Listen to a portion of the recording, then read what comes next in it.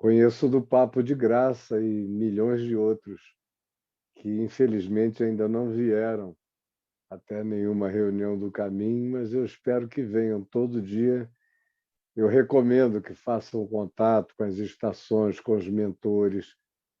Não tem praticamente nenhum dia. E os irmãos, por exemplo, de Angola e Moçambique, todos eles vêm do Papo de Graça e eu peço para fazerem contato com o Edivan. Hoje, duas pessoas que não disseram de onde eram, eu pedi para fazerem contato com você. Vai ver que foi o pessoal de Salvador, que eu não sabia de onde eram e eles não disseram, só foi escrito. Mas então, graças a Deus, é uma experiência que eu tenho todos os dias, há muitos anos, que é esse de me relacionar com o mundo inteiro, de gente que escreve de todos os lugares do planeta, desde antes de haver plataforma, desde antes de haver qualquer uma dessas coisas.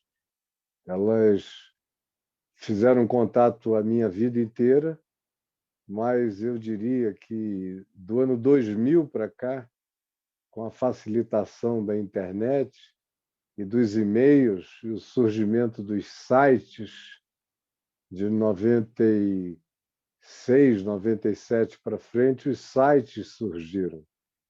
Foi quando eu tive os meus primeiros sites. Foi o site da revista Vinde, site da Fábrica de Esperança, site da Vinde TV, site da Missão Vinde. E eles foram, o da revista Vinde era na UOL, foi uma das primeiras revistas a entrar na UOL, junto com a Isto É.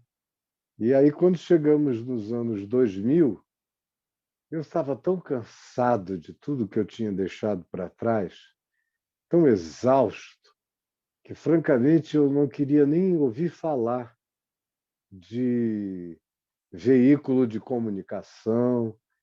Eu tinha um programa na Rede Globo de televisão que já ia fazer 10 anos, e fui eu quem cancelei, eles não cancelaram.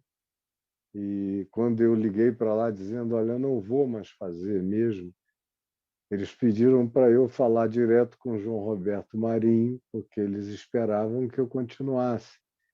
E mesmo apesar de tudo que tinha acontecido em 98, 99, o programa continuou em 99, eu não fui, mas eles me ligavam e eu dizia, não, podem deixar a pessoa que está indo, é uma enviada minha, deixar que ela grave. Eles queriam saber quando eu ia voltar. Até que chegou uma hora no início do ano 2000 que eu estava muito cansado.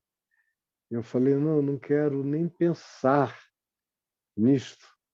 E aí liguei para o João e cancelei o meu programa de abertura da estação aos sábados de manhã, que ia para o Brasil inteiro com o peso da Globo. E era um campeão de audiência no horário.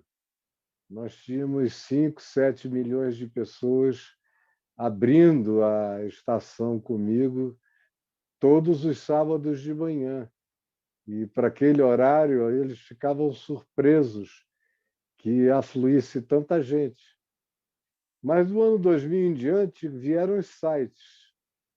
Eu estava tão cansado que um rapaz de São Paulo, chamado Robson, começou a me visitar no Rio, em Copacabana, lá no Café com Graça, onde o Alexandre e a Michele estavam conosco, o Luiz daqui já estavam conosco, alguns outros que eu possa não estar vendo daqui agora já estavam conosco. E ele veio e me ofereceu um site de graça que ele faria manutenção, pagaria a hospedagem, que era no servidor dele, e me ofereceu aquilo durante 2 anos insistentemente. E eu estava tão cansado que eu dizia, não, eu não quero. Não, só para você escrever uns artigos, colocar lá. E eu estava escrevendo livros. Eu tinha escrito o Nefilim, o Tábuas de Eva, o Em Busca de Issa, que estava pronto e queimou no hard disk do meu computador, numa queda súbita de energia e um raio, em Niterói, em 99, 2000 já. Tinha escrito metade de um livro sobre a vida de Davi com Abisag, narrando os últimos anos dele e contando para ela a história dos salmos que ele tinha escrito. Mas aí eu desisti de continuar com o livro e resolvi partir para o Enigma da Graça e depois escrevi o epílogo dele, que foi o Sem Barganhas com Deus, ia publicar junto com o Enigma. Aí meu pai, sabiamente, juntamente com a Adriana, disseram: não, publica o Enigma sozinho e depois publica esse outro, o epílogo, aumenta e publica como um outro livro, porque ele tem um outro poder e uma outra carga de linguagem e de objetivo. E eu vi que eles tinham razão e cresci o Sem Barganhas e o publiquei separadamente do Enigma da Graça, mas eu disse a ele: olha, livro eu até que escrevo, agora eu não estou afim de ficar com gente em cima de mim. Eu tive isso por milhares de vidas, eu não aguento mais, é muita cobrança. E eu ando sofrendo demais com esses milhares e milhares querendo saber da minha vida, se meter na minha vida, opinar sobre a minha vida. São milhões, é um horror. E deu para mim. Eu só vou escrever livros. Quem gostar e quiser aproveitar, que aproveite, mas eu não quero nem site. E ele continuou e insistiu, insistiu, até que 2 anos depois eu aceitei. E ele fez o caiofabio.com, que foi onde muitos de vocês voltaram a me encontrar. Eram os que me conheciam só da TV e dos livros, e alguns de eventos, agora podiam ter um contato diário no site caiofabio.com. E foi assim durante os primeiros anos, até eu mudar aqui para Brasília. Quando eu quis mudar de serviço e de operador, porque eu achei que a plataforma dele tinha ficado pequena demais para o que tinha crescido ali de milhares e milhares, e era um fluxo. Como não havia plataforma ainda, praticamente nenhuma, só depois que veio o Orkut, havia um fluxo abundante, incomparável de visitações. E como vocês viam, como os textos, as cartas que eu comecei a responder por sugestão da Adriana, começaram a chegar aos milhares. Houve dias de eu receber 70 mil cartas. E era discado, então era um negócio que coagulava tudo. Era um horror. Eu fui fazendo apelos para o pessoal não escrever tanto. E aí, quando eu consegui reduzir para 7.000, 8.000 pessoas por dia, já foi um alívio. Mas era muita demanda. E não dava para você saber quem estava escrevendo, então eu fazia uma loteria. Eu acordava de manhã e passava assim, botava o dedo e a carta que meu dedo caísse em cima, de olhos fechados, naquela cartomancia do site, aquela carta eu respondia. E eu escolhia responder umas 10 cartas, 20 cartas, publicava umas 2 ou 3 e as outras eu mandava só para os destinatários. Quando eram muito interessantes, eu publicava dizendo: teve muita gente que me escreveu perguntando a mesma coisa, está aqui uma resposta de um que serve para todos, se houver boa vontade e não houver o capricho de quererem que seja uma resposta absolutamente pessoal. Aí aquilo foi crescendo, foi se desenvolvendo, e foi em razão do site que muita coisa aconteceu na minha vida até eu parar de escrever o site. O site tem infinitamente mais textos e coisas do que a soma de todos os meus livros multiplicado por 100.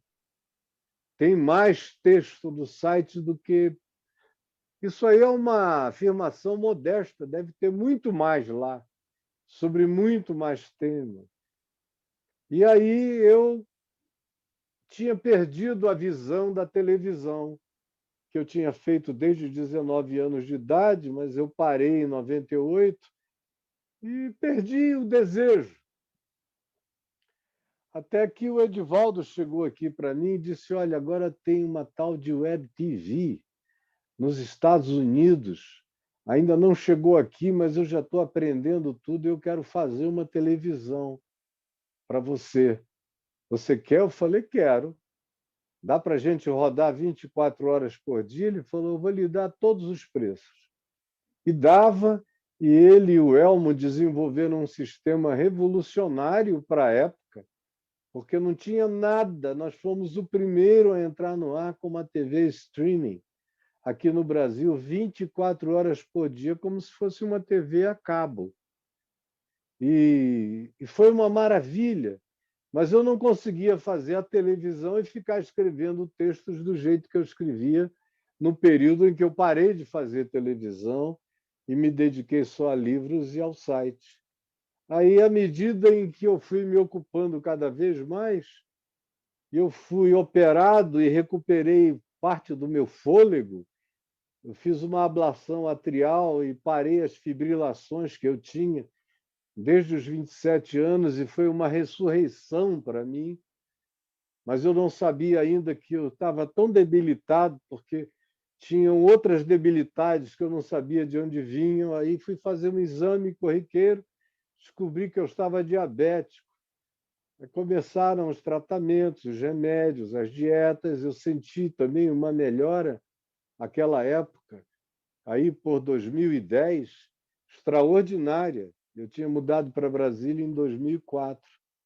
Aí, mas eu me sentia cansado ainda quando eu andava um pouco mais de tempo, eu subia ladeiras, eu tinha angina no peito.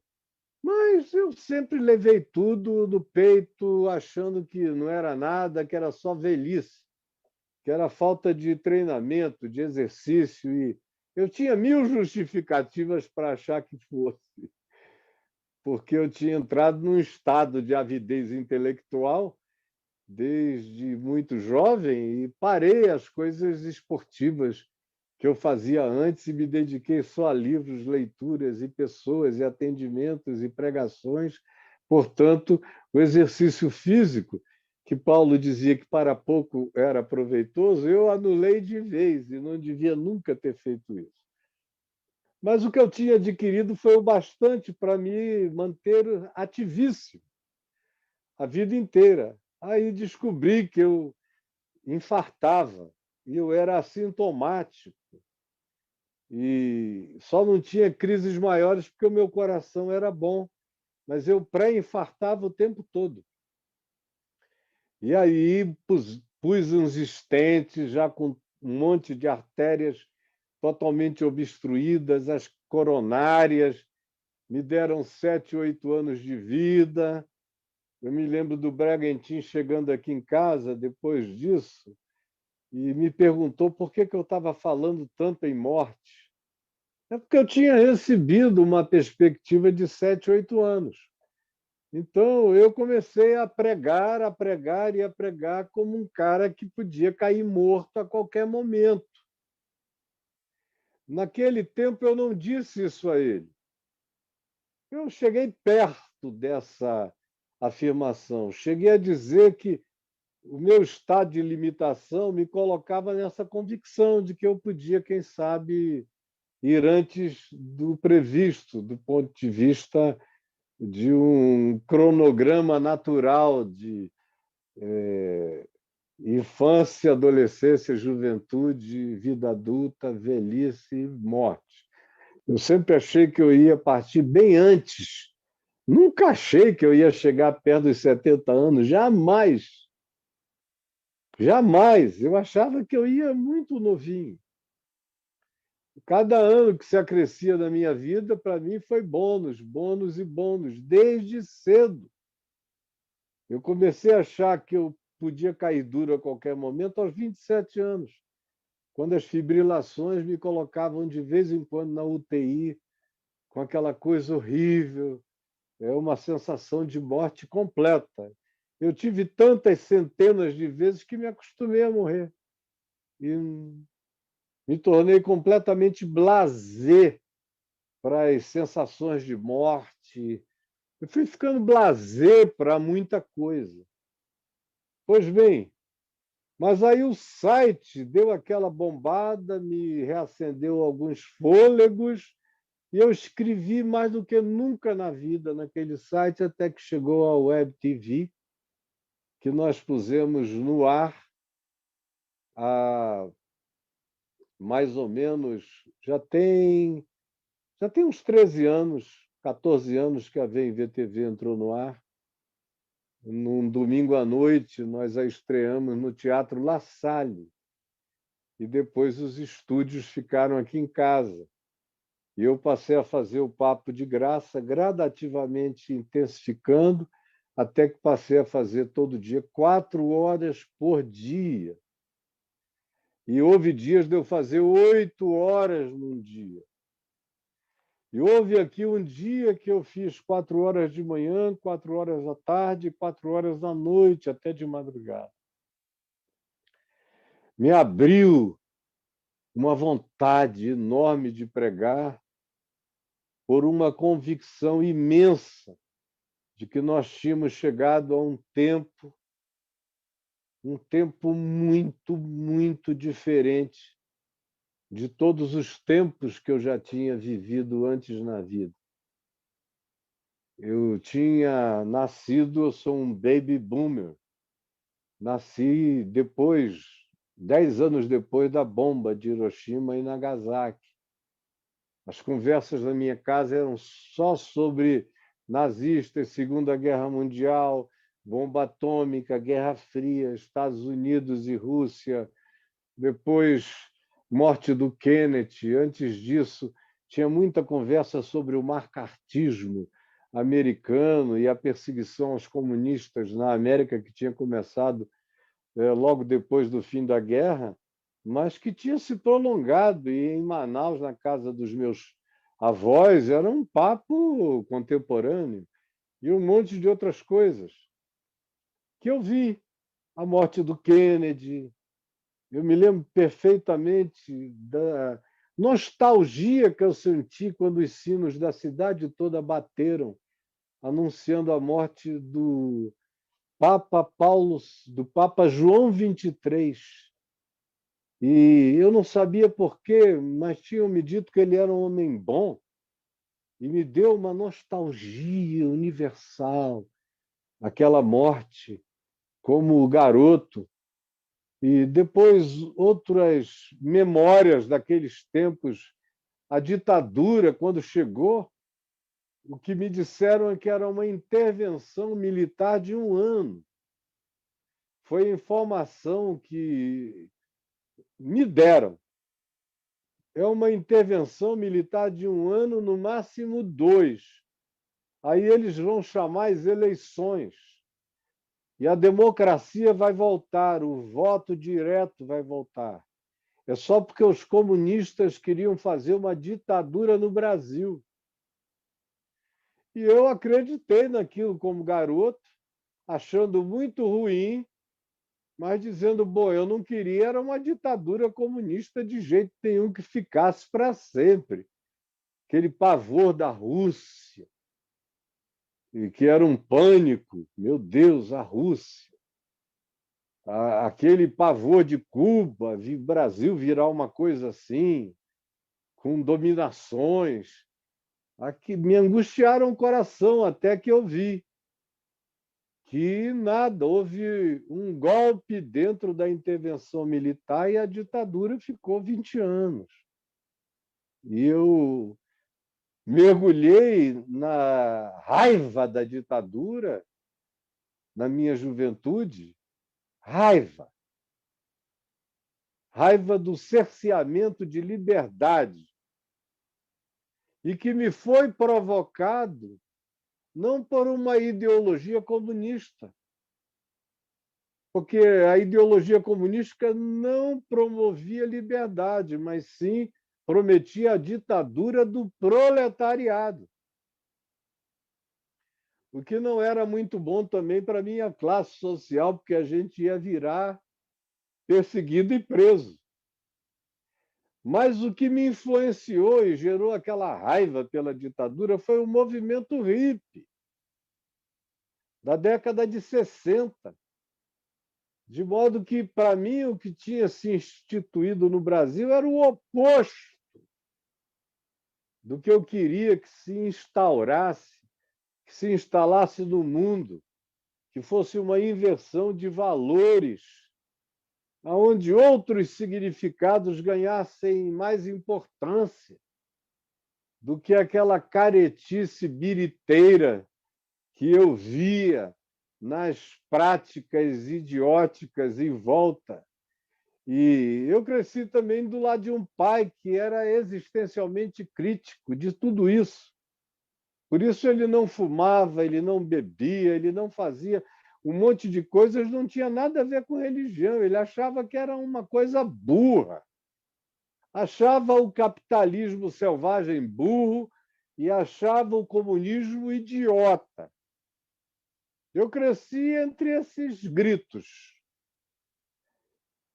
E aí a vida continuou, as drogas se tornaram uma ideologia. Com 12, 13 anos de idade, era uma questão de adaptação à minha geração. Fumar cigarros, tomar drogas variadas, químicas, fumar maconha, então era um dever devocional. E umas bebidas, umas biritas com bolinha, com bala, no fim de semana, com anfetamina. Fazia parte do rito religioso dos meus amigos e da minha geração, até que depois de piorar muito tudo, eu me converti. Mas voltando, então, a VMVTV. Eu estava aqui, depois de ter vivido isso tudo, com muitas acumulações de vidas, vivendo, como eu dizia, o tempo que eu discerni como sendo o mais especial que a gente podia imaginar viver na história humana. Eu não sabia quanto tempo isso duraria, mas eu sabia que a gente iria entrar numa aceleração enorme de tudo. Então, me bateu uma pressa, a mesma pressa que eu tinha tido quando me converti aos 18 anos, tomou conta de novo de mim. Só que agora ela tinha mudado de alvo. Com 18 anos, eu queria pregar para o mundo todo.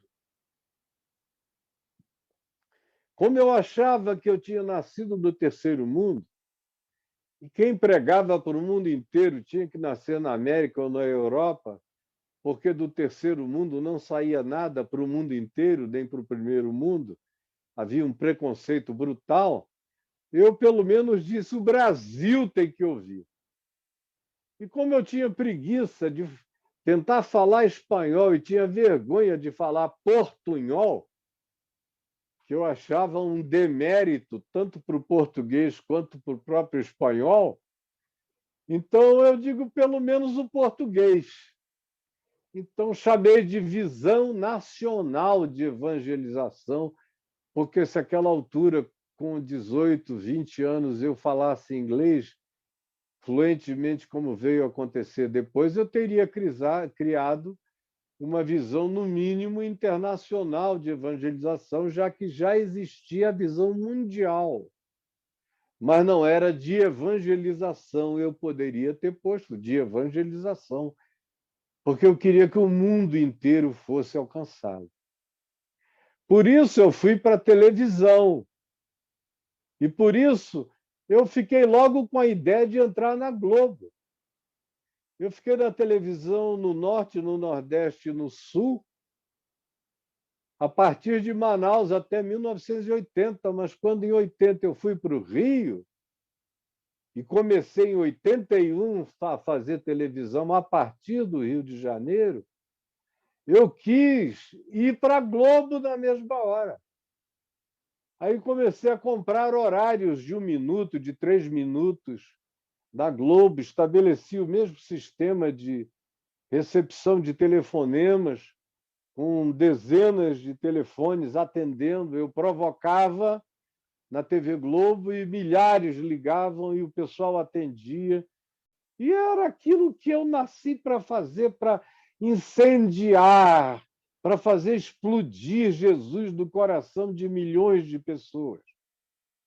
E aí fui botando em todas as TVs, em todas as redes, em tudo que é rádio, e publicando livros. O negócio era comunicar o Evangelho, até que eu vi aí por 83 que a situação dos pastores era horrorosa. E comecei a fazer também encontro para pastores. E fizemos esses encontros por anos e anos e anos também. Eram cruzadas de evangelização praticamente todos os meses, depois de 15 dias, depois pelo menos uma vez por semana, no país inteiro, depois em vários lugares do mundo. Eram os encontros para pastores no Brasil todo e depois na América Latina e no mundo todo. Aí a televisão, o meu desejo era ir alcançando o mundo, fazendo dublagem ou voice-over. Aí, por incrível que pareça, o primeiro lugar que nós cobrimos foi a Armênia e países desse tipo, porque houve uma oportunidade. Depois as ilhas portuguesas, de línguas portuguesas, depois a Guiné-Bissau. Aonde tinha língua portuguesa, eu mandei programas. Aquelas fitas, videocassetes enormes nos anos 80 para a terra inteira. E eventos para todos os lados. E a palavra massificante na TV, no rádio, e publicando livros em português, depois em espanhol, depois em alemão, depois em inglês. E o céu era o limite, a vontade era pegar o mundo pelo rabo, virar e gritar para a terra inteira que Jesus Cristo era o Senhor. Mas eu não queria sair do Brasil, por isso eu sempre voltei para o Brasil, apesar de todos os convites do lado de fora. Só que o que eu via na década de 80 ainda era brincadeira em relação ao estado da igreja. Quando nós entramos nos anos 90, a semeadura que a Valnice Milhomens fez sobre os pactos de sangue, que eram barganhas com Deus, sobre a confissão positiva, que é o motor, o propeller da teologia da prosperidade, e a teologia da prosperidade, que foi divulgada mais do que por qualquer um aqui pelo R.R. Soares, que se tornou representante do Kenneth Reagan, e aí contaminou o ambiente neopentecostal todo, a própria Universal, sem dizer que era a prosperidade, é puríssima a prosperidade. Faça barganhas, dê dinheiro e o Senhor te prosperará. Você vai ficar rico como o Bispo Macedo. E isso tudo foi chegando, e eu fui vendo que os crimes já não eram mais adultério, nem estelionato, já tinha crimes de morte entre os pastores. Já tinha gente sendo assassinada por causa de campos. Um pastor de um campo grande ou de uma denominação queria tomar o ministério do outro, ele ameaçava até o outro assinar a transferência. Se não assinasse, ele era ameaçado fisicamente, tomava uma surra. E se não cedesse, ia sofrer um acidente de carro e aparecer morto em algum acidente.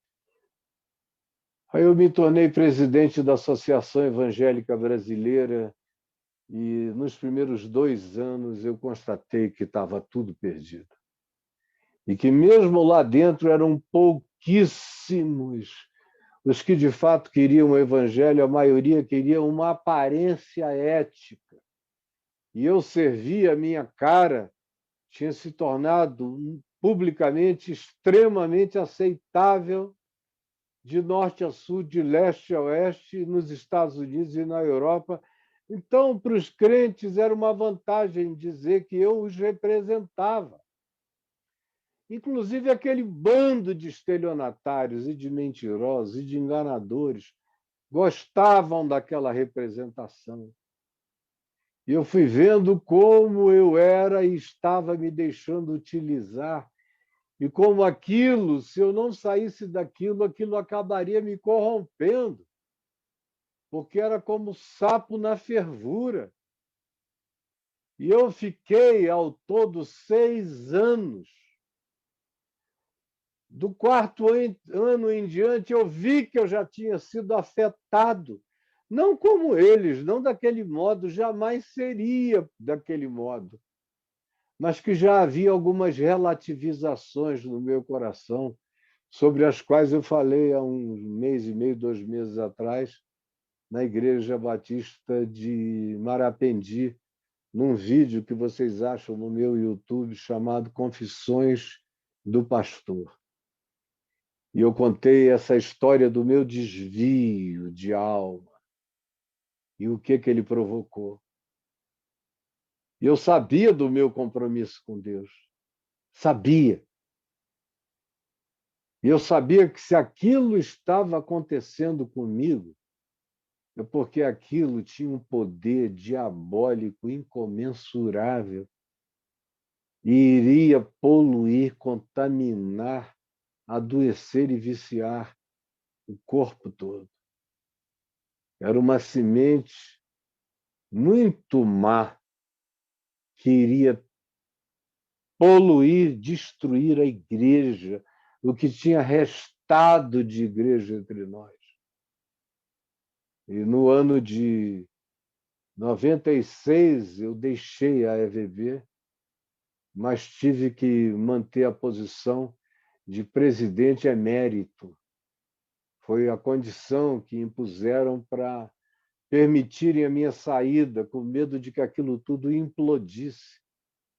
Como eu tinha certeza que implodiria, porque eu não estaria mais lá para fazer o investimento que eu fiz desde 2 anos antes de começar. E aí o que veio fui eu querendo acertar as contas com Deus e com os homens. A primeira conta era com a mãe dos meus filhos.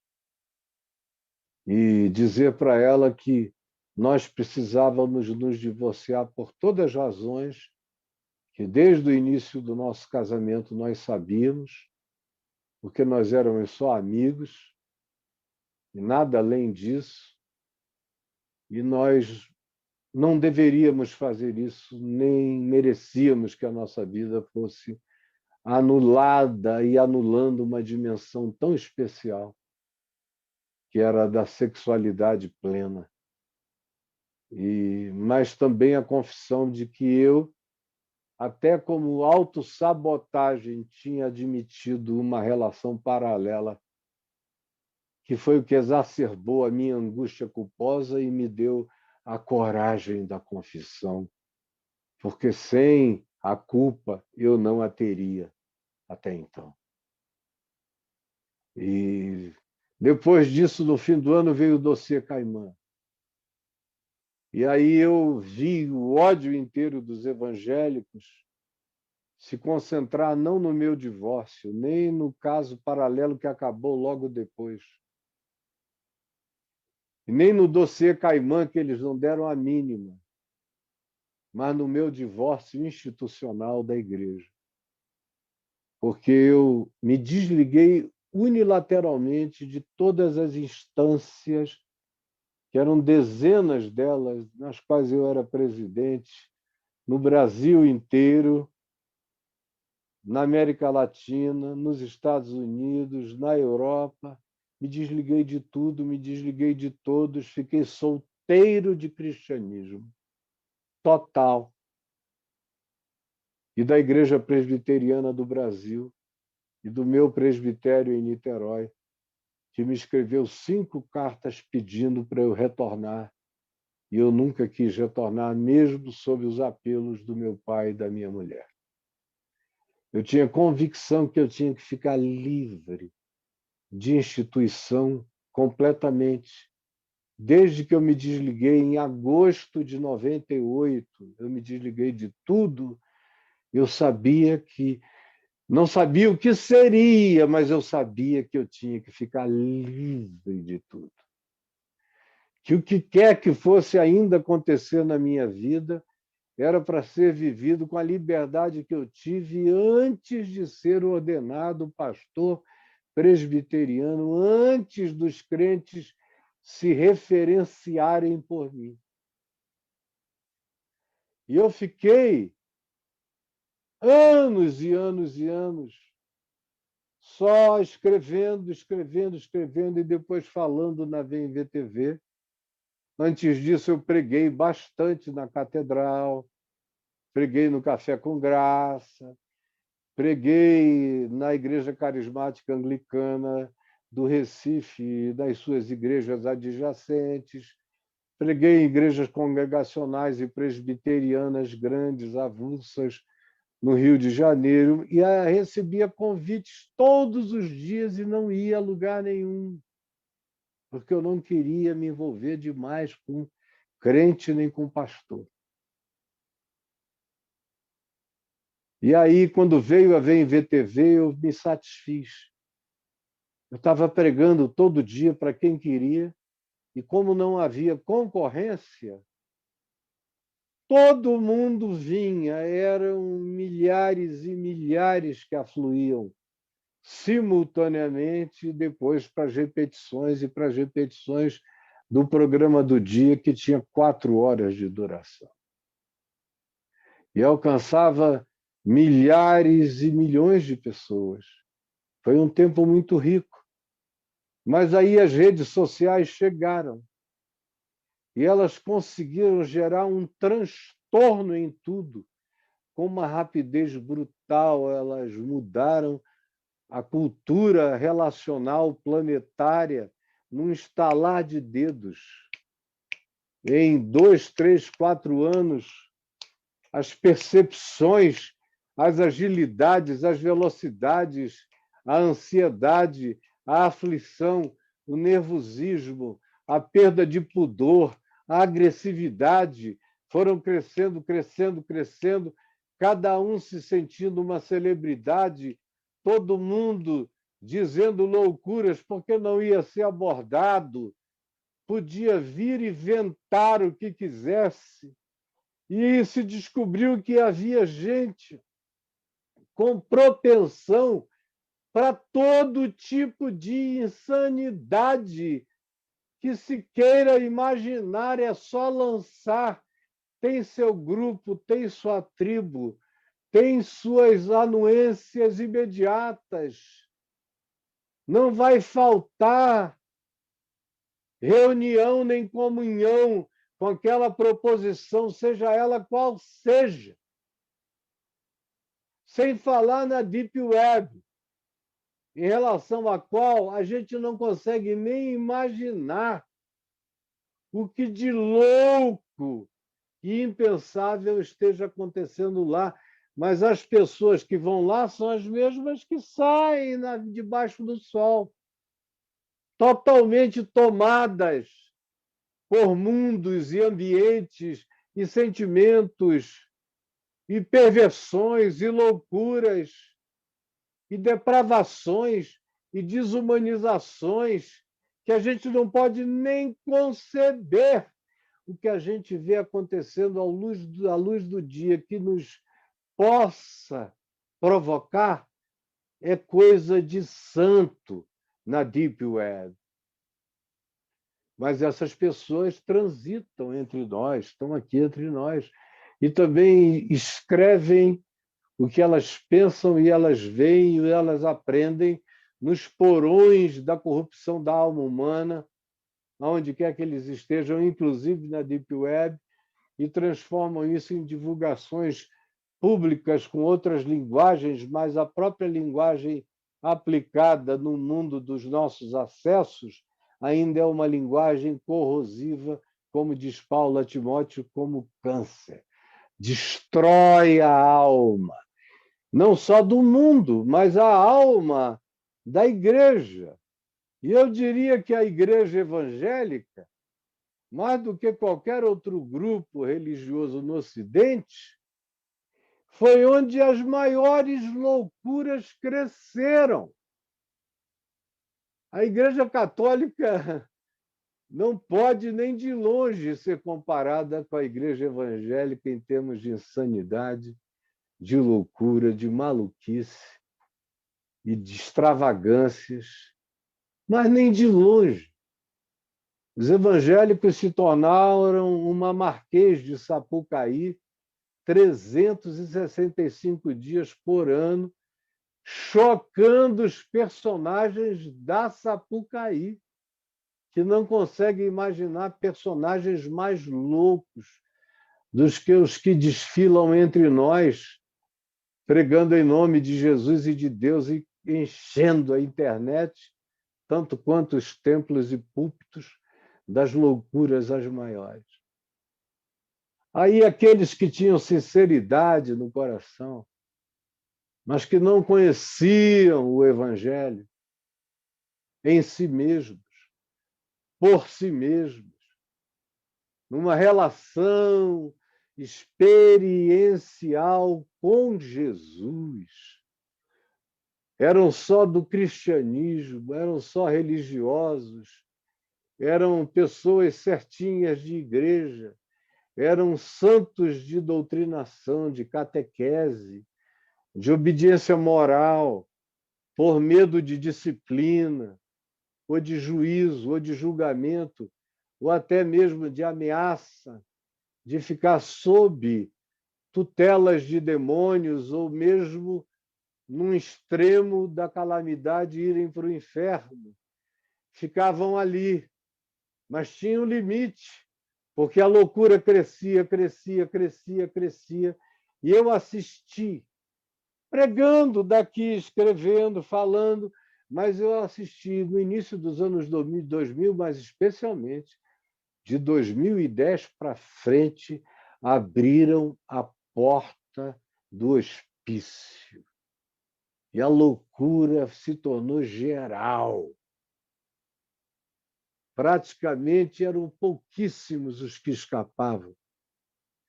E os que escapavam eram pessoas discretas, pudicas, calmas, que não apareciam muito ou nada, então não causavam nenhuma referência de influência para qualquer que fosse o grupo maior ou a massa.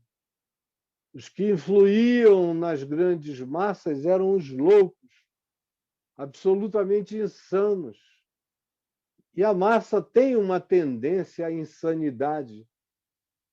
No tempo que eu era a grande referência das massas, eu acho que, pela misericórdia de Deus, ajudei a criar um dos tempos mais sóbrios na história evangélica do Brasil, que foi da metade dos anos 70 até o fim dos anos 80. Foi um tempo que deu alguma esperança, porque parecia que os que queriam a coisa boa ainda eram a maioria e parecia que os sinceros ainda eram a maioria. Mas dos anos 90 em diante, isso foi acabando. No início dos anos 2000, isso foi piorando. E de 2010 para frente, a loucura se transformou num carnaval de ensandecidos todo dia. E a Sapucaí são as redes sociais, aonde você encontra tudo, todos os loucos, com um poder de atratividade extraordinária. Você fica a vida ensinando, ensinando, ensinando a verdade. O cara dá uma passadinha, a menina dá uma passada lá, e depois já vem toda alterada, porque as promessas de sedução, de glória, de celebridade, de likes, de visibilização, de aparição, de provocação, de sedução, são irresistíveis. E a promessa é: ande aqui, você será um de nós, vai ficar grande. Você não tem que ser essa pessoa que não é celebrada por ninguém.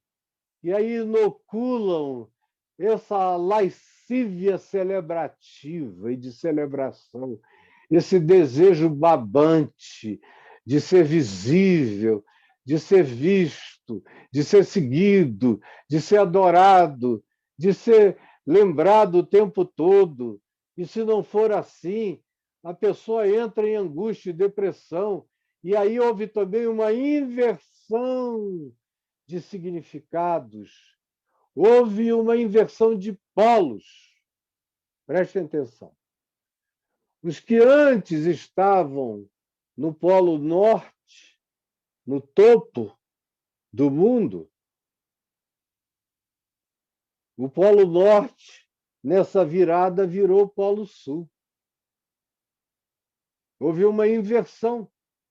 Os que antes, por causa da influência religiosa, das funções institucionais, dos seminários, das faculdades, dos institutos, das grandes escolas do cristianismo que controlavam, dos grandes hospitais, das igrejas maiores, tradicionais, deixaram de ser ouvidos, e os acadêmicos perderam completamente a importância. Vieram para a parte de baixo desse polo, e para cima foram os Macedos, os R.R. Soares, os Malafaias, a mudança de linguagem da internet, a destruição dos pudores, a barraqueirice de comunicação, a agressividade, a intolerância, a violência simbólica, a violência verbal. Todas essas coisas tomaram conta de tudo e da igreja. Você já imaginou, quando eu me converti, um site que tivesse o nome de Fuxico Gospel morria no dia seguinte, porque fuxico era uma palavra abominável entre os cristãos, protestantes e evangélicos. Fuxico era coisa do diabo, embora fizessem muito fuxico, mas não com o nome de fuxico. A expressão fuxico não prestava. Aí, depois de um tempo, você vê um monte de coisas que antes não eram mencionadas nem oculto passarem a ser clichês de marketing de ministério para todo lado, que mostra uma inversão de tudo, inclusive da linguagem, da oralidade, das expressões de importância. O que se dava importância antes não é o que se dá importância agora. Um cantor lírico, uma cantora lírica, não tem nenhuma importância perto de um MC. Qualquer que seja o MC, tem mais importância na sociedade do que um cantor lírico ou uma cantora lírica de qualquer teatro brasileiro. Um acadêmico não tem importância perto de um repentista de coisas interessantes e que consiga comunicar supostamente uma mensagem que tem o nome de Jesus como se fosse mensagem. Esse cara traça qualquer interesse público daí para frente. Vocês vejam que os grandes músicos dos anos 70 e 80 do meio cristão morreram, desapareceram. dos anos 90 e 2000 em diante. São pessoas cult para quem conhece música, mas são públicos mínimos e que não são ricos de nada, porque ficaram fora do sistema. E nem o sistema os quer, mesmo que eles queiram entrar no sistema. Mudou tudo. Quem antes não falava, agora fala. Quem antes não se dava a palavra, agora tem a palavra. Ele sai de casa e aperta transmissão ao vivo. E quanto mais loucuras ele disser, mais gente irá vê-lo. Seja porque concorda, seja porque discorda, seja porque gargalha, seja porque acha o mal barato, seja porque louva o descompromisso, seja porque acha que é uma irreverência legal. Mas são milhares. E ninguém se expõe a essas coisas de maneira salubre. Você é afetado, inevitavelmente afetado, atingido, mesmo qualquer um de nós é atingido. Mesmo os mais cuidadosos, os mais lúcidos, os mais conscientes são atingidos. E quando houve essa inversão, quem era do topo veio para baixo, quem era de baixo foi para o topo, dando as novas cartas, semelhantemente à eleição no Brasil com Jair Bolsonaro, que durante 30 anos foi o palhaço da corte, do Congresso, e no Rio de Janeiro ele era uma figura mais patética do que qualquer palhaço que você pudesse imaginar. De repente, das demonstrações de 2013 para frente, ele começou a ser chamado para os palanques, e eu me lembro do dia em que eu e ele aparecemos no mesmo vídeo com aquele óculosinhos de mito. Eu tinha falado alguma coisa em 2013 sobre a presidência da República, totalmente diferente do approach dele. E ele tinha falado uma coisa no comício aí, pegaram os nossos rostos e fizeram aqueles memezinhos de mito. E eu fiquei com raiva aqui no Papo de Graça. Falei, oh, não me façam mais isso e não me ponham nessas companhias, porque eu não tenho nada a ver com isso. Eu detesto o que esse cara diz a vida inteira. Mas, pois bem, é um exemplo de como quem não era ouvido nunca e não representava nada jamais, veio a ser presidente do país e nos colocou sob essa vexaminosidade cósmica. E as angústias que nós sofremos, eu particularmente sofri, esses 3 anos e tanto de ver gente morrendo, o cara boicotando vacinas, lutando contra a ciência, uma coisa bárbara, a floresta devastada, para ele tudo é bobagem, o que é importante é dar força para quem destrói, para quem leva, para quem mata, para quem acaba, é não legislar nada, é não multar ninguém, é deixar correr solto. Meu Deus, eu não sei como uma multidão ainda não enxerga. Mas é o exemplo do que eu estou querendo dar, houve uma inversão. Enquanto as coisas forem assim, as figuras proeminentes serão os macedos na igreja, os malafaias na igreja, serão os valandros, serão os que carregam a associação com o poder político instituído, porque é só o que eles têm, eles não têm palavras, eles não têm nada, eles têm promessas que, não se cumprindo, no dia seguinte eles fazem outra com a maior cara de pau e vão adiante sem explicar nada a ninguém para sempre. E aí a gente mergulhou num estado de apostasia. Porque o que nós temos hoje é uma apostasia só semelhante às que aconteceram na Idade Média dentro da Igreja Católica.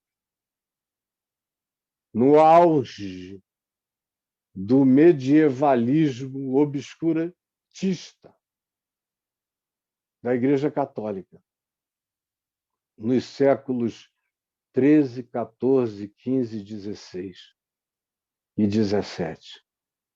Mas os séculos 15 e 16 trouxeram culminâncias de obscurantismo de todos os lados.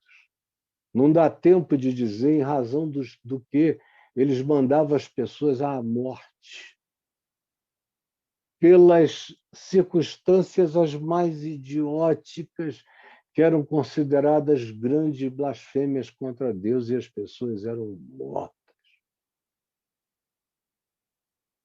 Hoje em dia, o mesmo não está acontecendo, porque nós não somos mais governados nem pelo Sacro Império Romano, nem pelos principados dos francos, nem pelos reis e rainhas da Inglaterra, ou da Espanha, ou de Portugal, ou da Itália. Não são monarquias, nem são aristocracias ditatoriais. É uma democracia. Porque se não fossem as instituições que nos protegem, não nos protegeriam. E aí nós iríamos ver os ódios que estão contidos pela força das legislações, pelos pesos e contrapesos, e que são levados até o extremo onde a corda praticamente parte, rompe. Não se romperam ainda, porque há instituições que chegam com o poder da limitação e da ameaça à prática da perversidade extrema e física. Do contrário, eu já tinha ido para a fogueira há muito tempo. As coisas que eu digo hoje são absolutamente beelzebúlicas, se comparadas com as coisas que os pobrezinhos cristãos diziam nos séculos 14, 15, 16 e se ferravam e se queimavam e eram apedrejados ou encarcerados em prisões de morte até o fim da vida. Mas o que está acontecendo entre nós é a apostasia de uma extensão como a gente não tem compreendido, nem tem discernido, e ela só está começando. E ela vai crescer e vai piorar muito. E aqui eu cheguei aonde eu queria, que é no texto de 2 Timóteo, para ler e terminar. Vocês já me ouviram dizer, e outros dizerem, que a segunda epístola de Timóteo foi escrita com Paulo preso. Ele mesmo diz que ele estava escrevendo entre correntes. Com frio, ele descreve a situação, as circunstâncias, no capítulo 4, abandonado por gente que o traiu e deixou a fé, outros que eram companheiros e disseram, não, está ficando radical demais, eu vou embora. Outros que disseram, eu estou precisando de férias, a vida contigo é muito intensa. Há outros que, de fato, tinham se tornado adversários, como Alexandre, o latoeiro, que fez todos os males que conseguiu fazer a Paulo e era da igreja, como a própria igreja, que na sua primeira defesa pública, na corte romana, ninguém se levantou para dar testemunho de que o conhecia. Ele era um homem de bem, de Deus. Todo mundo ficou calado. Ele diz, antes me abandonaram, que isto não lhes seja posto em conta. Ele diz que estava com frio, pede que tragam a capa, que tragam pergaminhos para ele ler, porque ele estava morrendo de tédio e solidão. Mas, sobretudo, esses não são os grandes problemas para Paulo. Isso são só circunstâncias que ele diz que estava acostumado a nelas viver em qualquer extremo, ele aprendeu a viver. Ele sabia viver na privação. Estava carregando grandes tristezas de gente que ele achou que nunca iria deixá-lo e deixou. Mas ele também tinha casca grossa para aguentar esses trancos, sofrê-los e superá-los. Mas a grande preocupação dele não é com ele, nem com as privações, nem com as circunstâncias, nada disso. A grande aflição de Paulo é com a apostasia. É com os que estão deixando a fé. E com a quantidade de gente que tinha se intrometido. Gente perniciosa, como ele cita alguns deles aqui, que subvertiam, que destruíam as convicções do Evangelho, que promoviam falatórios inúteis, profanos, que levavam as pessoas de impiedade cada vez maior, que usavam uma linguagem que corroía, que destruía, que contaminava, como um câncer oral, verbal, entrando na alma, na mente, na psique, no espírito e nas práticas das pessoas. Aí ele menciona, dentre os quais, Himeneu e Fileto. Tem que chamar pelo nome. Esses se desviaram da verdade. Já tinham sido da verdade, agora estão relativizando a volta de Jesus e a ressurreição, dizendo a ressurreição dos mortos já aconteceu. O que Paulo está dizendo é uma promessa falsa. Isso aconteceu lá quando Jesus ressuscitou dos mortos, ou quando ele gritou na cruz e os corpos dos mortos que dormiam ressuscitaram e entraram na Cidade Santa. Qualquer argumento que eles quisessem, mas eles distraíam as pessoas sobre a conclusão do Evangelho, porque um Evangelho sem ressurreição, conclusivamente salvadora, e sem Cristo assentado acima de todo principado e poder, e que voltará, é corrupção daquilo que é a âncora da nossa vida e da nossa esperança. Aí ele diz como ele está preocupado com esses que estão enchendo a consciência da comunidade de outros valores, de outros significados, sutilmente,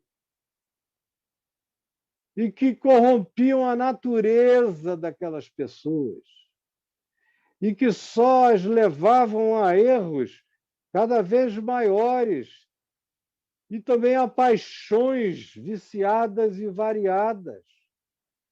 Eles divulgavam questões loucas, insensatas, absurdas, que só provocavam contendas e divisões, como se fossem significados importantes, mas que estavam destruindo todo o espírito de harmonia. E Paulo olhava em volta e as coisas estavam feias. Os apóstolos de Jerusalém, muitos deles também estavam fugidos. Alguns já tinham morrido. João estava vivo na região da Ásia Menor, confinado à área de Fileto, mais ou menos por ali, pregando. Mas ele não era um homem carismático como Paulo, que reunisse multidões e provocasse grandes situações. Ele era um homem de ensinos menores, de formação de discípulos, estava por ali. Mas os outros estavam sob ameaça. Pedro andava sob intensa ameaça a essa altura. E a igreja de Jerusalém já não contava com os favores que eles tinham tido no início. Depois dos primeiros 8 anos, eles passaram a ter muitos favores dos sacerdotes, do status quo judaico. Agora, Paulo, já beirando os 62, 63, em pleno governo de Nero, esses favores todos tinham cessado. E os rigores da perseguição estavam chegando. E a angústia de Paulo é o que vai acontecer. Eu estou para morrer, como ele diz aqui no capítulo 4, os dias da minha partida são chegados. Eu sabia que ia morrer. E quando você tem a impressão de que está para morrer e tem uma mensagem absoluta para contar, você quer contar, você quer falar. Você quer criar discípulos. Você não quer deixar aquilo morrer. Até em família, assim, a gente escreve testamentos. Eu não tenho nada, nem a Adriana, mas a gente está escrevendo um testamento familiar relacional. É um testamento para estimular todos os nossos filhos e netos a manterem a herança que eles receberam do nosso amor em convívio contínuo uns com os outros, conforme eles têm demonstrado até o dia de hoje, que depois que a gente for, eles não deixem acabar nada. Não temos prata nem ouro, mas o que temos nós damos é amor, é carinho, é comunhão, é respeito, é reverência uns pelos outros, é desejo de cuidar uns dos outros. Essa é a minha herança, é isso que eu posso deixar com a minha mulher. Mas quando você pensa que você tem uma coisa tão importante como isso que a minha mulher e eu construímos com os nossos filhos, a gente quer deixar um testamento relacional. Não se esqueçam. Recordem-se. Lembrem-se. Entendam o processo. Passem adiante. Como às vezes eu vejo ainda alguns netos que, quando você começa a contar alguma história, eles dizem: ah, vovô, eu acho que eu já ouvi você falar isso. Eu digo: então tá bom, eu vou ficar calado e você me conta a história todinha. Aí eles começam, lembram um pedacinho aqui, outro pedacinho ali, mas não conseguem contar a história toda. Eu digo: vocês sabem quais são os únicos arrependimentos que eu tenho? São poucos. De não ter perguntado à minha avó paterna isso, isso, isso. Eu perguntei muita coisa, mas essas 3 coisas eu não perguntei. De não ter perguntado à minha avó materna isso, isso, isso. Ontem mesmo eu ia subindo aqui a escada com a Adriana à noite e pensei: vou ligar para o papai e perguntar isso. Como eu fazia sempre que eu tinha curiosidade por alguma história da família. Aí eu me lembrei que o papai já está nos céus, mas vocês vejam como ele habita a minha vida tão proximamente. Vou perguntar ao papai. É o testamento. O testamento que Paulo tinha era esse, era o evangelho. O evangelho puro, o evangelho límpido, da fonte mais cristalina de Cristo Jesus. É isso que ele tem para deixar. É só isso. Eu aqui com vocês também só tenho isso a deixar. Estímulo do evangelho à relacionalidade. E a lembrança das coisas fundamentais. Paulo, aqui no capítulo 2, ele inicia dizendo para Timóteo: fica forte no evangelho. E o que você aprendeu comigo, passa para outros que tenham o poder de testemunhar. E ensina esses para quem você passar a fazerem, a transmitirem a mesma coisa para outros. E diz a eles todos para estimularem a passarem a mesma coisa uns para os outros, os que vocês aprenderam comigo. Não tenham ciúme de mim, nem inveja de mim, nem preconceito contra mim. Podem ensinar dizendo que foi de mim que aprenderam. Passem para outros, que passem para outros, que passem para outros, que passem para outros. Porque entre nós aqui eu sinto que o ensino original de quem entrou no caminho da graça pelo site, em 2001, 2002, 2003, 2004, 2005, 2006, já foi muito diluído na mente das novas gerações que não tiveram as mesmas leituras, o mesmo treinamento, as mesmas insistências. E eu imploro a vocês, meus amigos, mentores, façam o que Paulo fez aqui. Vocês aprenderam de mim. E o que da minha parte ouvistes, através do testemunho de tanta gente que viu também o que aconteceu, isso mesmo, passem adiante, ensinem, ensinem, ensinem, declarem. E não tenham medo das consequências. Como Paulo diz, participa dos meus sofrimentos como bom soldado de Cristo Jesus. Faz parte do meu bom combate. Não tenhas vergonha de mim, de dizer aonde tu aprendeste o evangelho puro, simples, livre e libertador. Aí ele diz: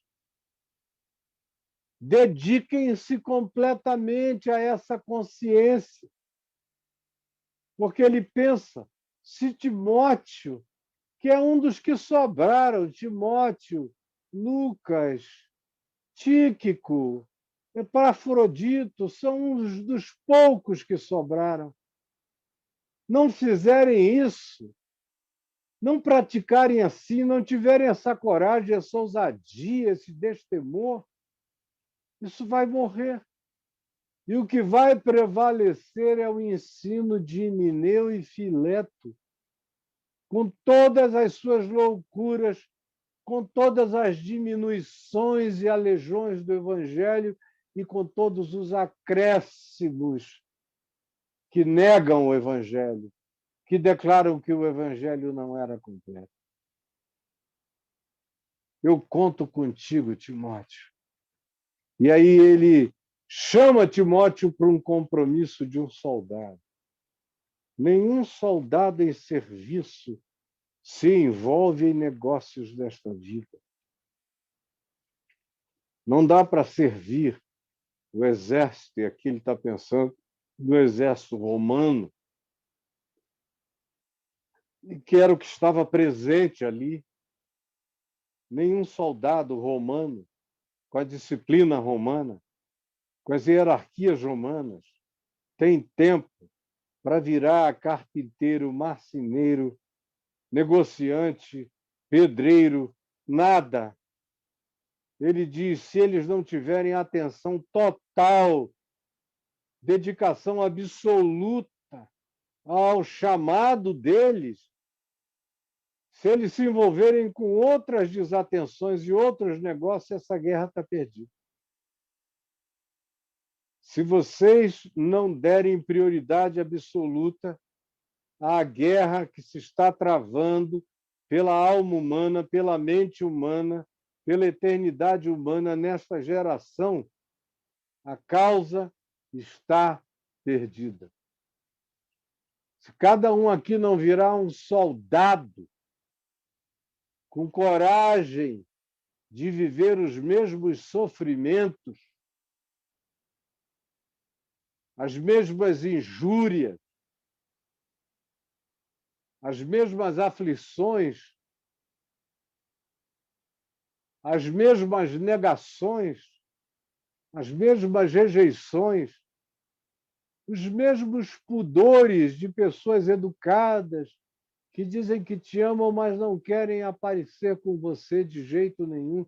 Se vocês não tiverem coragem de encarar essas circunstâncias, o que há de genuíno aqui vai acabar.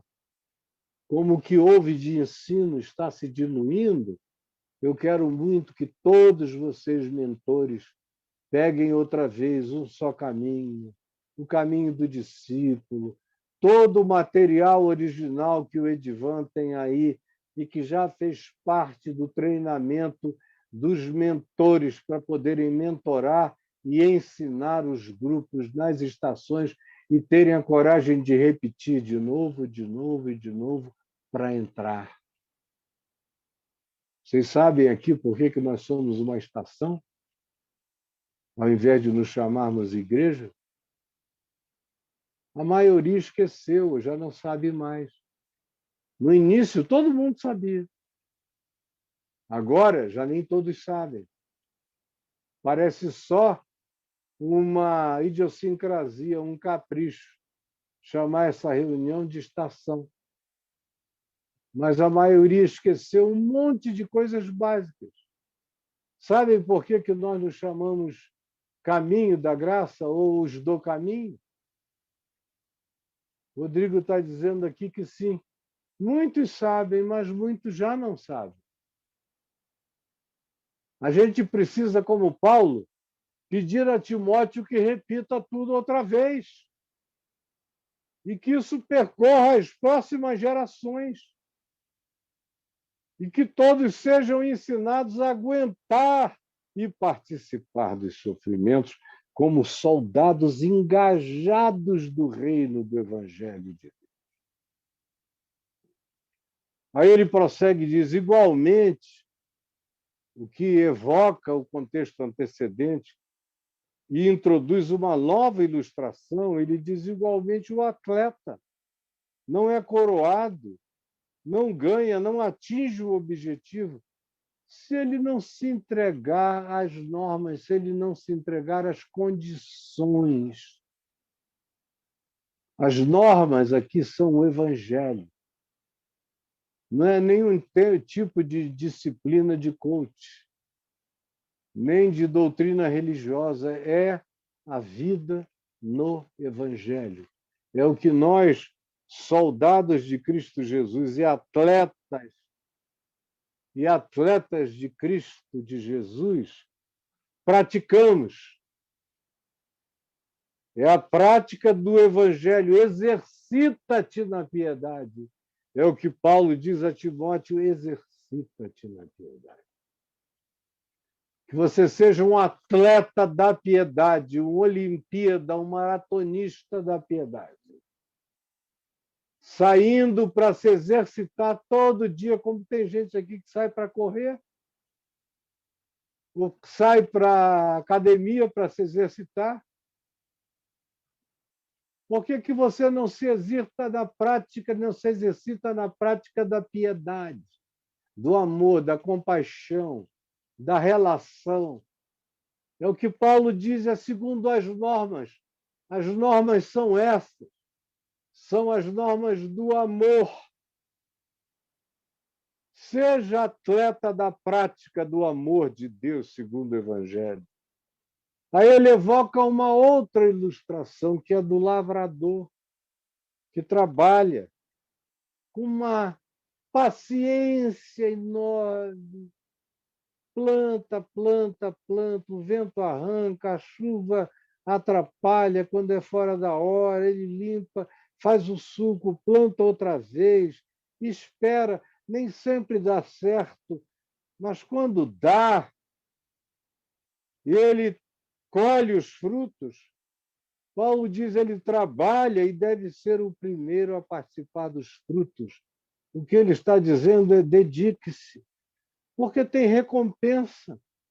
As pessoas vão te amar, as pessoas vão reconhecer a tua lavradura, o teu trabalho, as tuas obras, o teu esforço, a tua dignidade, e elas vão te honrar, vão te socorrer, vão te remunerar pelo trabalho espontâneo da dedicação da tua vida. Eles serão amparo também a você. Aí Paulo diz, isso tudo é metáfora. São charadas do Evangelho. Portanto, pondera.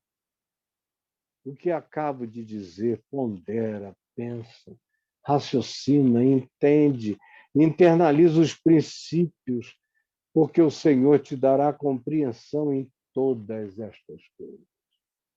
O Senhor te dará compreensão simples e grave de todas essas coisas. Aí ele chega no lugar mais importante disso tudo, onde ele diz: lembra-te de Jesus Cristo ressuscitado de entre os mortos.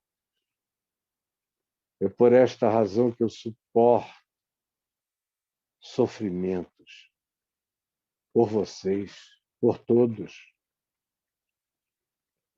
É por causa disso que eu me mantenho na palavra fiel e tudo suporto pela palavra fiel,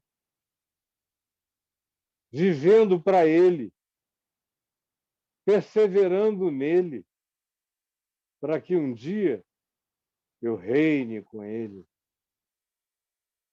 Agora, não o neguemos, como tantos aqui comigo já o fizeram e o negaram, porque se o negarmos, agora depois de iluminados, se negarmos tudo que soubemos e sabemos, o Senhor nos negará. Se somos, todavia, infiéis, o Senhor tem misericórdia. Eu não tenho direito de dizer, eu não sou dele, eu não o conheço. Eu não sei o que é o Evangelho e de pervertê-lo. Isso é negá-lo. E ele me negará. Nunca te conheci.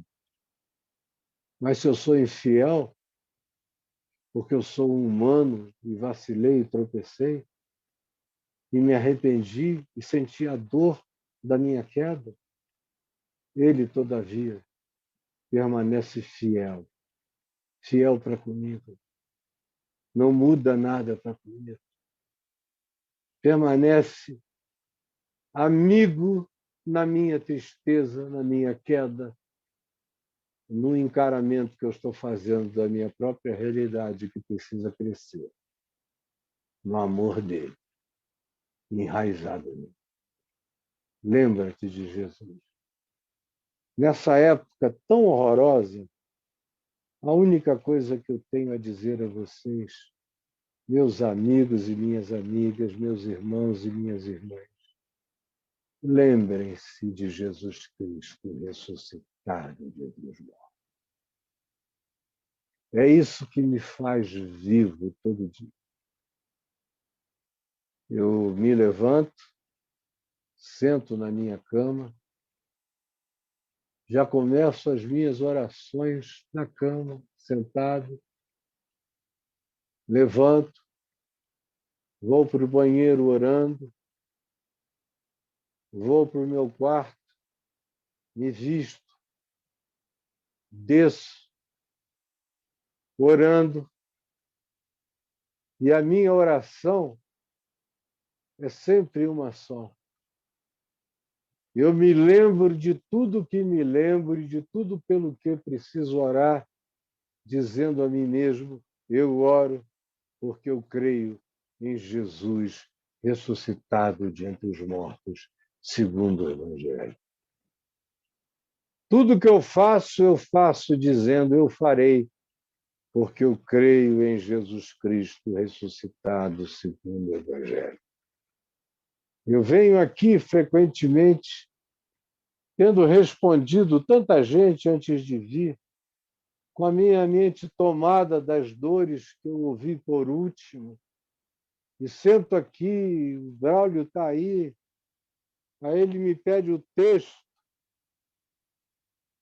eu digo só um minuto, Braulio, eu me encosto, fecho os olhos, frequentemente sem abrir a Bíblia, e eu digo, eu estou aqui porque eu lembro e eu creio em Jesus Cristo ressuscitado de entre os mortos. Segundo o Evangelho, Jesus, qual é a palavra do Evangelho que tu farás subir ao meu coração. E aí eu venho para a minha Bíblia que está aqui. E aí, às vezes, o simples ato de chegar aqui já vai me lembrando. O que me disseram lá embaixo evoca um texto. As orações que me pediram no WhatsApp antes de eu subir me dão um tema, uma referência. Às vezes, uma música que alguém me enviou e que eu ouvi no café da manhã antes de vir para cá me engravida de um sentimento e eu, por causa dele, imagino a quantidade enorme de pessoas que precisam ouvir algo que lhes faça bem, como foi bom ouvir o que eu ouvi naquele instante. E aí a Escritura salta, o Novo Testamento vira palavra projetada em fogo, algo inexcusável, que já vai sendo escrito em mim e me dando alegria. E eu só reconheço que o texto é aquele pronto. Normalmente eu já sei o texto todo de cor da minha mente. E eu digo para o Baulio, bota aí 1 Timóteo capítulo 3 e junta isso com 2 Timóteo capítulo 3. Ou o tema de hoje vai ser esse, vai ser aquele, e o texto é esse, do verso tal ao verso tal, e pronto. Porque eu creio em Jesus Cristo ressuscitado, meu Deus. E eu recomendo a vocês fazerem isso todo dia, várias vezes ao dia, crendo e repetindo. Eu creio em Jesus Cristo ressuscitado dentre os mortos, segundo o meu Evangelho. Segundo o Evangelho que me foi passado. Quando eu estou aqui, é todo dia, sem dinheiro nenhum, com a minha mulher me perguntando, meu amor, você tem ideia de quando vai entrar algum dinheirinho para nós? E a única coisa que eu tenho a dizer é, breve, meu amor, breve entrará. E no meu coração eu digo, eu creio, porque eu creio em Jesus Cristo ressuscitado dentre os mortos, que é o provedor da minha vida. E aí chega de onde a gente não esperava. Chega como a gente não aguardava. Alguém me fala do desespero de uma morte certa. E eu digo, calma, calma, calma. Eu não posso te garantir que essa pessoa vai viver. Mas eu sei que se você crer em Jesus Cristo ressuscitado dentre os mortos, ela não vai morrer. Porque se ela viver, ela vai viver na ressurreição de Cristo. E se ela morrer, ela vai entrar na ressurreição em Cristo. Então, quer pois ela morra ou ela viva, ela já está ressuscitada e glorificada em Cristo Jesus. Disso eu sei porque eu creio em Jesus Cristo ressuscitado de Deus. Como se um dia chegar alguém, como já disseram no passado que eu estava com câncer, se voltarem e comprovarem que eu estou com um câncer horroroso, eu vou dizer, eu creio e eu sei de Jesus Cristo ressuscitado dentre os mortos, segundo o Evangelho, e sei que eu estou para além da morte. A morte agora é um bônus. É só um roteiro de passagem. Aí, quando eu vejo essa apostasia para todo lado, meu Deus, quanta apostasia, quanta loucura, quanto ódio, quanta intolerância, quanto cumprimento profético existencial acerca da maldade, da inafetividade, da implacabilidade, da facciosidade, da inveja, da falta de afeto de filhos por pais e de pais por filhos, de todos os apocalipses emocionais e existenciais que já estão presentes aqui entre nós, por todo o desvalor da vida humana, e como se não bastasse isso, ainda tem uma quantidade brutal de sinais de todos os lados do mundo e da terra e das circunstâncias e dos aferimentos naturais que são todos contra a salubridade e a manutenção do planeta, a crise ambiental, a crise de biomas, o perigo da savanização da Amazônia e das florestas, o perigo de que o eixo tropical se desloque para o centro dos Estados Unidos antes do final do século XXI. Uma quantidade enorme, os mares subindo, como serão as vidas dos meus netos e dos meus bisnetos e dos meus filhos, que viverão ainda os próximos 40 anos ou 50 anos, que chegarão perto do final do século, e os meus netos que virarão este século. Como será a vida então? Que desgraça! Que vampirismo! Que mundo de Walking Dead! Que apocalipse de vampiros! É para isso que eu estou tentando preparar meus filhos e meus netos e vocês. E quem vem aqui ao Papo de Graça todo dia, que são milhares de pessoas, e assistem, como o Braulio me disse outro dia, só nesse mês, que foi um mês fraco aqui de internet para nós, a gente sabe medir, nós já alcançamos 2 milhões de seres humanos num mês fraco. A minha preocupação é essa. Semana passada eu só falei de apostasia a semana inteira. Cada vez mais eu vou eleger temas que estão sendo esfregados pela vida na nossa cara. É por isso que eu não consigo deixar de falar do que está acontecendo do ponto de vista nacional nesse país, e tem gente que gostaria que eu ficasse em silêncio. Eu até que silencio o máximo que eu posso, mas há ocasiões que a minha alma se convulsiona, como disse o profeta Jeremias, dizendo: eu digo para mim mesmo, fica calado, silêncio, não digas nada, porque toda vez que tu abres a boca, tu clamas contra a violência, contra a destruição, contra o desamor, e tu és perseguido. E às vezes eu tento calar a boca, mas eu não aguento, eu sou arrombado de dentro para fora e preciso falar. E tem gente que, graças a Deus, me ouve. Lembra-te de Jesus Cristo em tudo que tu fores fazer. Lembra-te de Jesus Cristo ressuscitado dos mortos.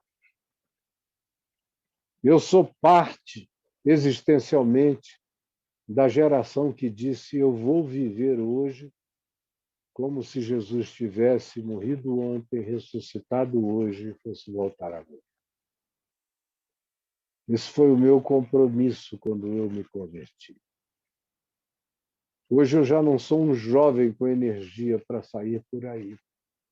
E nem tenho a possibilidade de o fazer com toda a liberdade que eu tinha antes. Como Jesus disse a Pedro, à medida em que a gente vai ficando velho, a gente tem que estender a mão para que outros nos levem, outros nos conduzam, outros cuidem de mim. Eu não estou ainda nesse estado, mas logo estarei. E a aflição que me dá é quando eu vejo a gente distraída, achando que a gente está aqui para fazer reuniãozinha do Caminho da Graça. Nós estamos aqui para sermos um movimento subversivo, inspirador, provocador, e que não tenha medo de se identificar com a origem do Evangelho que provocou vocês, que estão aqui, alguns há 20 anos, outros nos últimos 16 anos, a aderirem a esse movimento que anda contra o fluxo e que não pode se virar e acompanhar o fluxo, porque o fluxo caminha para a morte. E nós nos lembramos todo dia de Jesus Cristo ressuscitado no dia dos mortos, segundo o Evangelho, que não diminuiu em nada depois de 2000 anos, continua na vigência absoluta para quem crer. Jesus, é só o que eu tenho a dizer e a te pedir. Que essa fala tenha sido ouvida como uma oração, como um clamor. É o que eu te peço, em teu nome. Amém e amém.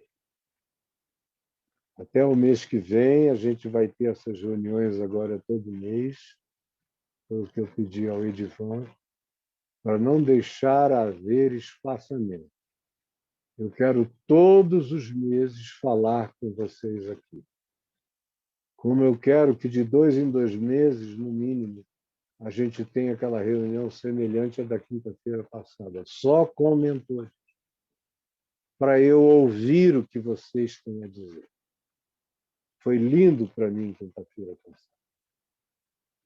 E eu quero que isso se repita várias vezes. Como eu sei que foi fundamental o que eu falei a vocês sobre a diversidade no corpo de Cristo na semana passada. Porque tem muita gente frustrada porque não consegue fazer o que outros fazem. E nunca conseguirão fazer, porque o dom delas no corpo é um outro. Ninguém aqui jamais será como eu. Como eu jamais serei como o Breguentin. Jamais serei como o Edivan.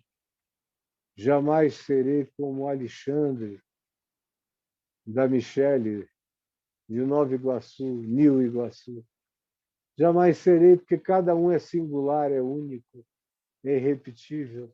Cada um tem a sua própria pedrinha branca, cada um de vocês.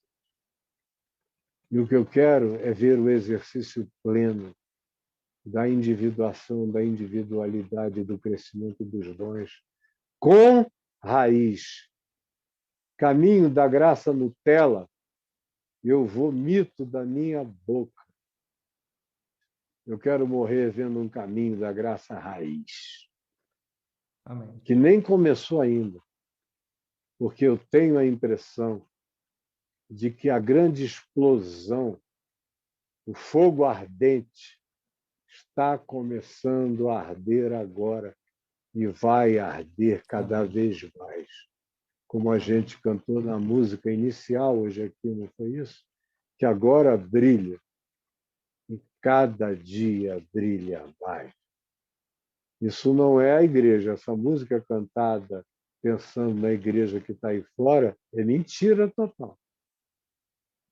Tem que ser em relação a mim, a você e a todos quantos representam o genuíno espírito do compromisso com o Cristo ressuscitado de entre os mortos, segundo o Evangelho.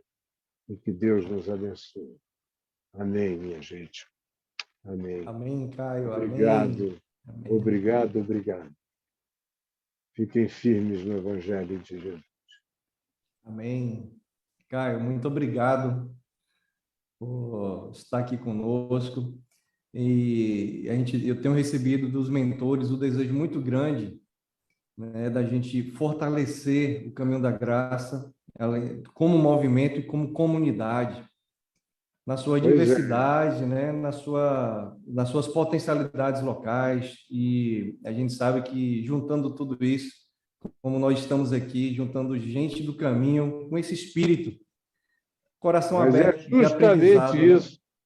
É justamente isso que eu venho te pedindo sempre. Então, até agora, a gente só está fazendo o que tem sido solicitado e continuará a ser feito e vai se Amém. intensificar cada vez mais. Então, Vamos nessa. nós estamos olhando para frente, com a graça de Deus, em nome de Jesus, e vocês têm um potencial para tudo o que se precisa fazer, é só querer, cada um, é só se dispor, é só se encher de Cristo Jesus ressuscitado de entre os mortos. E depois eu converso com você, Divan. Tá bom, meu? Maravilha. Amém, Um amém. grande beijo. E a gente tem agora aquele lugar para fazer eventos lá no Rio, em que nós vamos aproveitar, e eu vou colocar o Edivan em contato com o pastor Sérgio, para a gente começar a acelerar, marcar a data, vamos nos reunir, vamos fechar essa data, porque eu não aguento mais não ver vocês pessoalmente. Quero ver cada um, não só os mentores, mas muito mais gente que está aqui comigo todo dia no Papo de Graça e que são verdadeiros grupos do Caminho da Graça sem figurarem entre nós, mas que eu quero que venham o máximo possível para o nosso encontro presencial no segundo semestre, se Deus quiser, no Rio de Janeiro. Deus nos abençoe, um grande beijo, fiquem com Jesus. E eu adorei também aquele momento pentecostal, que foi quando todos os áudios foram abertos. Dá para a gente terminar com o momento pentecostal, Edivar? Com certeza, Caio. E eu Por queria favor. só aproveitar esse finalzinho aqui, aproveitando esse convite seu aí para todos, da gente fazer, né, uma pré-inscrição para esse momento presencial que o Caio está convidando a gente aí para o segundo semestre. Então, daqui a pouquinho, antes de encerrar, eu vou deixar na tela aqui um código, um QR Code, para que todos façam uma pré-inscrição, para a gente saber onde é que vocês estão, para saber o desejo de vocês de participar desse encontro presencial, uma espécie de pré-inscrição para a gente saber onde é que você está e a gente começar a movimentar isso aí, tá bom? Eu vou abrir o áudio aqui, enquanto isso eu vou compartilhar na tela aqui o QR Code e o link para que todos possam preencher, tá? Os áudios estão abertos aí, tá liberado para todos fazer a baguncinha legal aí. Aleluia. Te amo, Caio. Amém. Beijo, Caio. Caio, aqui de Manaus, um Lindo, beijão. bom demais. Obrigado, Beijo. Os amigos amados. Maravilhosa. Maravilhoso. Beijo. Boa noite, obrigado. Obrigado, Caio. Beijo no coração. Obrigado. Isso é você. Obrigado, Divan, a todos. Obrigado. Deus abençoe. Deus abençoe vocês. Deus abençoe.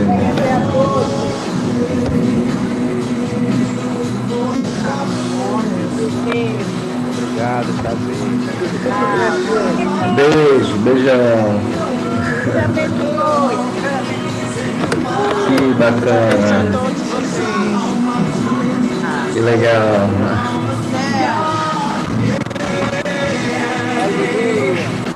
Olha que Pentecoste legal. Beijos. Olha quem chegou Beijos. Linda, aqui. Adriana. Adriana. Beijos. Beijo, Adriana.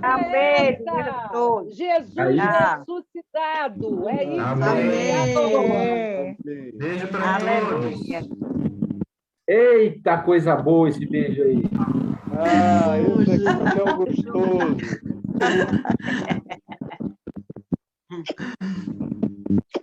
Para vocês também. Beijo, Adriana. Beijo. Amém. A gente vai jantar Beijo, Adriana. agora. Boa noite, bom jantar. Estamos aqui comendo uma maçã, porque eu não Abençoado. tinha jantado. Agora, ó.